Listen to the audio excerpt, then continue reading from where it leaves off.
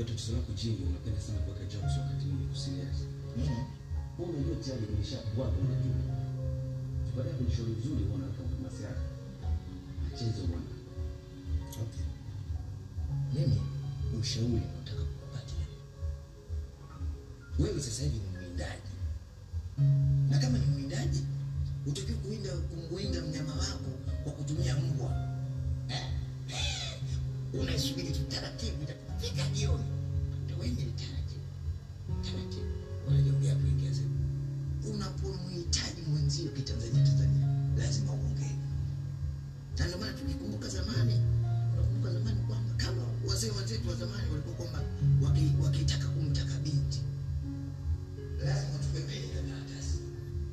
Naandika. Tena unatoa picha nyingi nzuri. Unataka kumshika. Mbona? Sasa ukishampelekea kwa binti, akishasoma na kuangalia ile picha. Anajua pale kwa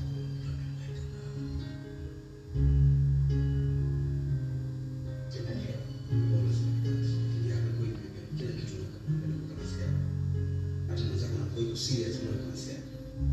Unajua kajia ndani ya roho. Kashajaa. Iko akili mwangu. Unaamini kabisa kwamba na yeye amekuweka rohoni kama wewe umeweka rohoni. Wewe bado usijui kwa sababu kama unaona kasimu yako katika sisi. Sio ni kitaka nikijaribu kutafuta usingizi sifika na nitapata.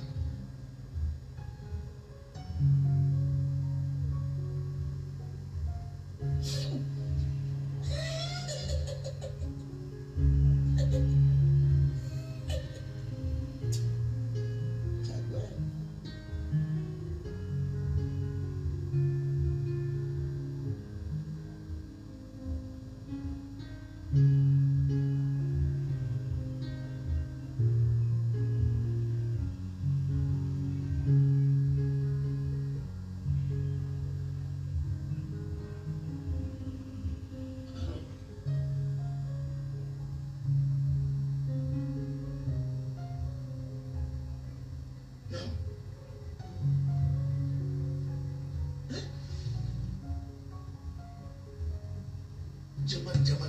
Hivi ni amjua maana likizo. Amjua likizo maana yake nini?